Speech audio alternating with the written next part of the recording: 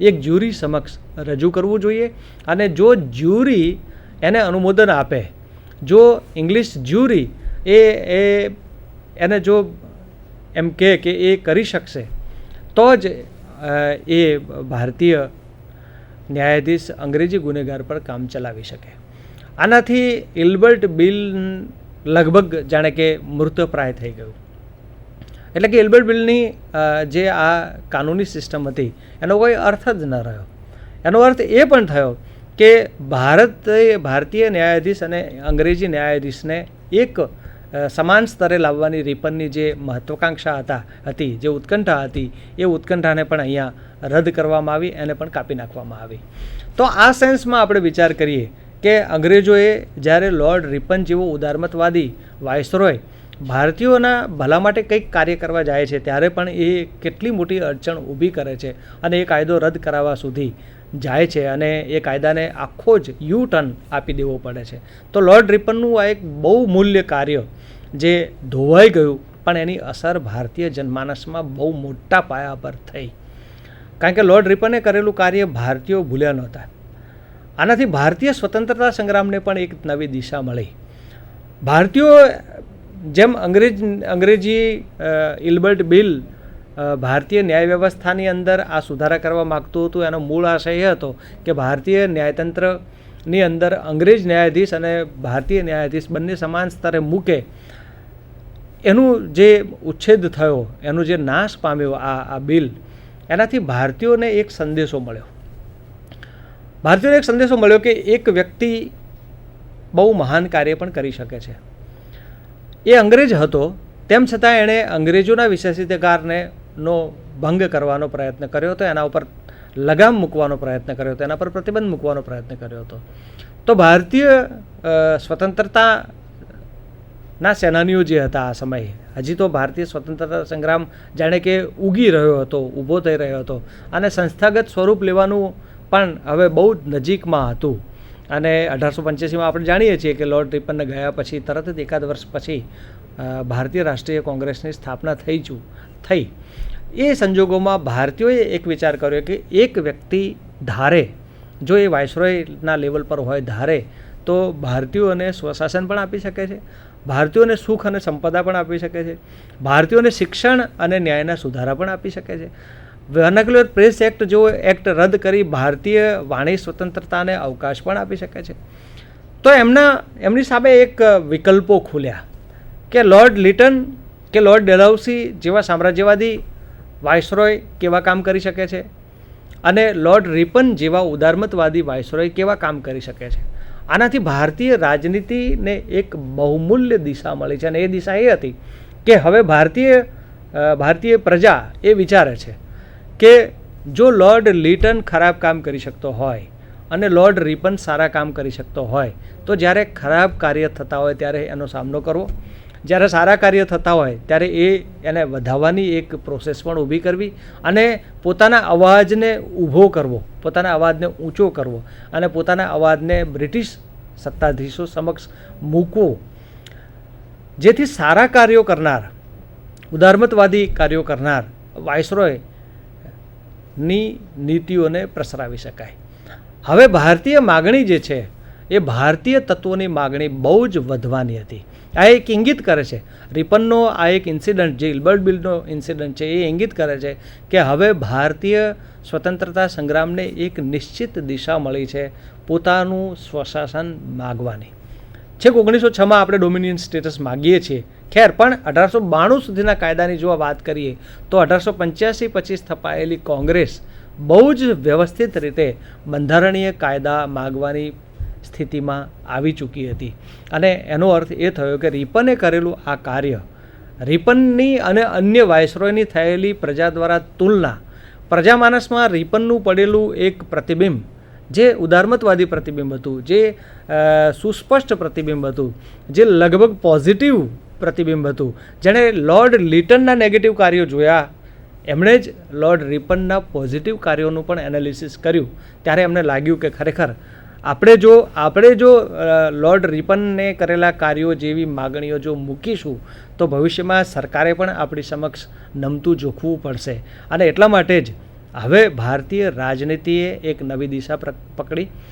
ભારતીય રાજનીતિ નિશ્ચિત થઈ કે કોઈ એક બંધારણીય સંસ્થા દ્વારા રિપને કરેલા કાર્યો જે છે એ પ્રકારના કાર્યોની માંગ કરવી. શિક્ષણ, સ્થાનિક સ્વરાજ્યની સંસ્થાઓ, ધારાગૃહો, વિધાનગૃહો, એની અંદર ભારતીયોનો પ્રવેશ થાય.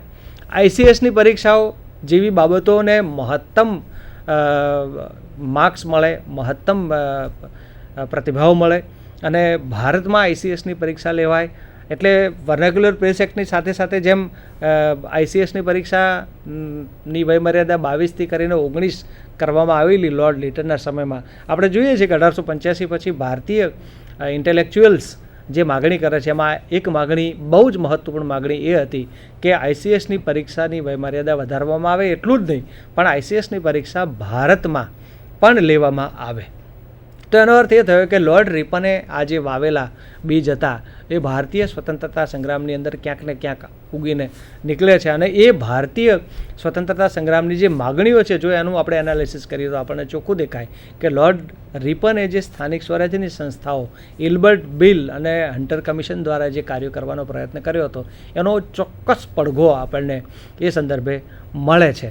તો એનો અર્થ એ થયો કે લોર્ડ રિપને સ્થાનિક સ્વરાજ્યની સંસ્થાઓ, શિક્ષણ, વર્નાક્યુલર પ્રેસ એક્ટ નાબૂદ કરવાનો અને ઇલ્બર્ટ બિલ એટલે કે કાયદા સમક્ષ બધાને સમાનતાનો સિદ્ધાંત સ્થાપવાના બહુમૂલ્ય કાર્યો કર્યા. અને એ રીતે લોર્ડ રિપન એક ઉદારમતવાદી, એક મહત્ત્વપૂર્ણ વાઇસરોય તરીકે સદાય ભારતીયોના હૃદયમાં જાણે કે વસી ગયા હતા. અને એટલા માટે જ લોર્ડ રિપને જ્યારે પોતાનું વાઇસરોય પદ પૂર્ણ કર્યું અને જ્યારે ઇંગ્લેન્ડ જતા હતા ત્યારે ભારતીયો એમને છેક સુધી વળાવવા પણ ગયેલા અને રસ્તાની બંને બાજુ લોકો રિપનને વિદાય આપવા માટે એકઠા થયેલા. આ સૂચવે છે કે એક અંગ્રેજ વાઇસરોય જો ધારે તો ભારતીય પ્રજાના હૃદયમાં પોતાનું સ્થાન બહુ જ મજબૂત કરી શકે છે પોતાના કાર્યો દ્વારા. હવે યુરોપિયનોએ આ વિશેષાધિકારનો મુદ્દો ઉઠાવી અને ઇલ્બર્ટ બિલને તો ખતમ કર્યું અને રિપને ઝૂકવું પડ્યું, એ પણ આપણે જોયું. 1884ની 26મી જાન્યુઆરીએ રિપને આ આખું જ બિલ, નવું વિધેયક આ સમાપ્ત કરવું પડ્યું અને એને યુ ટર્ન આપવો પડ્યો. 1831માં જે એક ઘટના બની હતી લોર્ડ વિલિયમ બેન્ટિંગના સમયમાં, લોર્ડ વિલિયમ બેન્ટિંગે કુશાસનના બહાના તળે મૈસૂર રાજ્યનો વિલય એ બ્રિટિશ સામ્રાજ્યવાદ અંતર્ગત કરી નાખેલો હતો. લોર્ડ રિપનને એમ લાગ્યું કે આ યોગ્ય થયું નથી, એટલે એમણે ફરી એક વખત પદચ્યુત થયેલા આ મૈસૂર રાજ્યના પુત્રને, કારણ કે રાજા તો 1876માં ઓલરેડી મૃત્યુ પામ્યા હતા, એને પુનઃ બોલાવી અને મૈસૂર રાજ્ય ફરી એક વખત એ વાડિયાર વંશના રાજાને પાછું સોંપવાનો પણ પ્રયત્ન કર્યો. આવો કદાચ દાખલો એ આખા સામ્રાજ્યવાદી, સંસ્થાનવાદી ઇતિહાસમાં આપણને જડવો મુશ્કેલ છે કે જે રાજ્યને અંગ્રેજી સામ્રાજ્યવાદે પોતાના હાથ નીચે કચડી નાખ્યું છે, પોતાના સામ્રાજ્યની અંદર ભેળવી નાખ્યું છે, એવા મૈસૂર જેટલા મહત્ત્વપૂર્ણ રાજ્યને, કારણ કે એની જે રેવન્યુ ઇન્કમ હતી એ કોઈ નાની સૂની નહોતી, તો એ રેવન્યુ ઇન્કમ જતી કરી અને એને પોતાનું રાજ્ય પાછું સોંપવું એ રિપનની ઉદારમતવાદની જાણે કે પરાકાષ્ઠા હતી. It's a climax.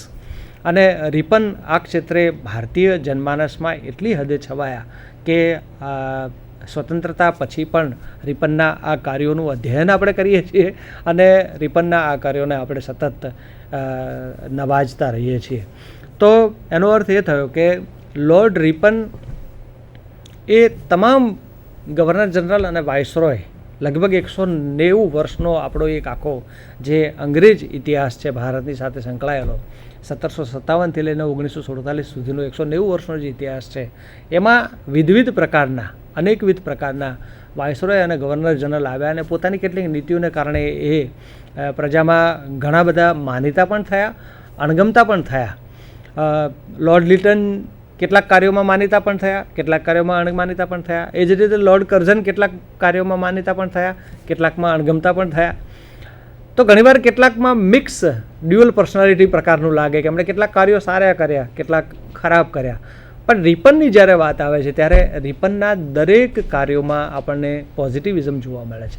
એટલે કે રિપન એક સકારાત્મક માનસિકતા લઈ અને ભારતમાં આવેલા. રિપન એ સકારાત્મક ભૂમિકા ભજવનારા એક મહત્ત્વપૂર્ણ વાઇસરોય હતા. એટલે સમગ્રતાલક્ષી જો એનું આપણે એનાલિસિસ કરવું હોય તો એવું કહી શકાય કે લોર્ડ રિપન એ આ 190 વર્ષના ઇતિહાસમાં જે કોઈ ગવર્નર જનરલ કે વાઇસરોય આવ્યા એમાં કદાચ સૌથી ઉદારમતવાદી વાઇસરોય હતા. એમણે શિક્ષણ અને સ્થાનિક સ્વરાજ્યની સંસ્થાઓ અને ફેક્ટરી એક્ટ જેવો કાયદો હોય, મને જ્યાં સુધી ખ્યાલ છે ત્યાં સુધી તો ફેક્ટરી એક્ટ હજી પણ એ જ રીતે અમલમાં છે. આપણે ભારતીય પરિપ્રેક્ષમાં એમાં કેટલાક સુધારા વધારા કર્યા છે 1947ની સ્વતંત્રતા પછી, પણ તેમ છતાં ફેક્ટરી એક્ટ લાવવાનું શ્રેય તો એના ફાળે જાય. એટલું જ નહીં, સ્થાનિક સ્વરાજ્યની સંસ્થાઓ સ્થાપવાનું શ્રેય પણ એના ફાળે જાય. અત્યારે આપણે એનું મોડિફિકેશન કરી અને એને વધારે સત્તાઓ આપી છે અને ડેમોક્રેટિક વેલ્યુ વધારે ડેવલપ કરવાનો આપણે પ્રયત્ન કરી રહ્યા છીએ. પણ એનો પાયાનો ખ્યાલ એ લોર્ડ રિપનના સમયમાં ઉજાગર થયો હતો. જે અંગ્રેજો ભારતનું શોષણ કરવા આવેલા હતા,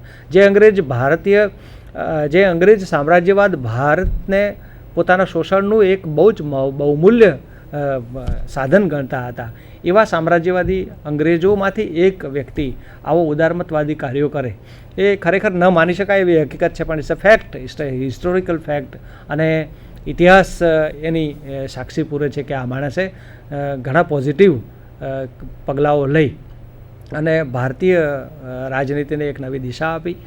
કેટલીક બાબતોમાં તો એણે ખરેખર માઇલસ્ટોન ઊભા કર્યા, જેમ કે ઇલ્બર્ટ બિલનો વિવાદ, જ્યાં લો કાયદાની સમક્ષ બધા જ સમાન છે, રૂલ ઓફ લો સ્થાપવાનો જે વિચાર હતો એ પણ એનો બહુમૂલ્ય વિચાર હતો.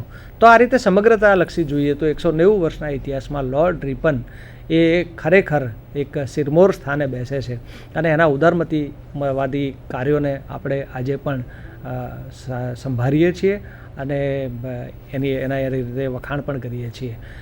મારી આપ સૌને વિનંતી છે કે આપણે જો કોઈ પ્રશ્નો હોય તો આપણે હવેનો સમય એ પ્રશ્નોત્તરીમાં ગાળીશું. આપણે કોઈ પણ પ્રશ્ન હોય તો આપ મને પૂછી શકો છો. આપણે એની સઘન ચર્ચા આ સંદર્ભે કરીશું. આપને કોઈ પ્રશ્ન હોય તો.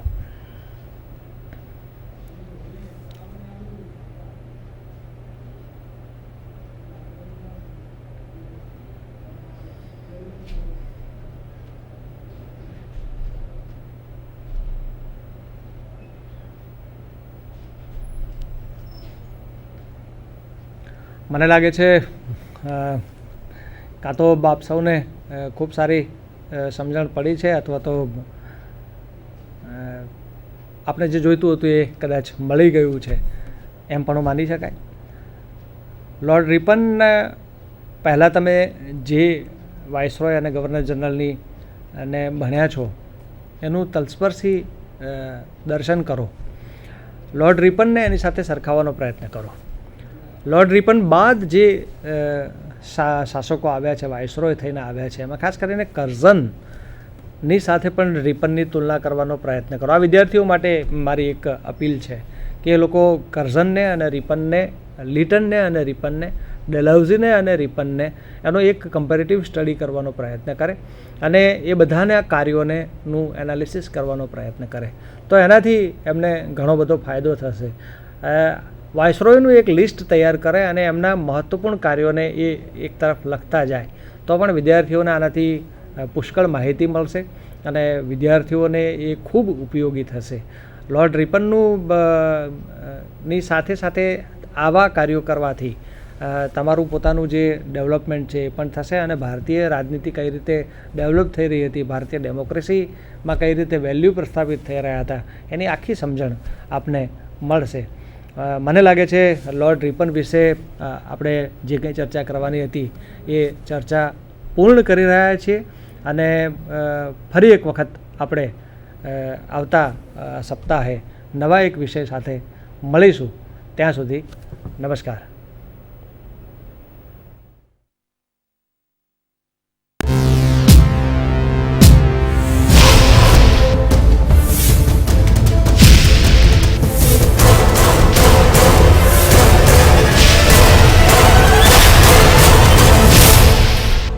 Sandhan All Gujarat Integrated Classroom, સેટેલાઇટના માધ્યમથી જોડતી કડી એટલે સંધાન.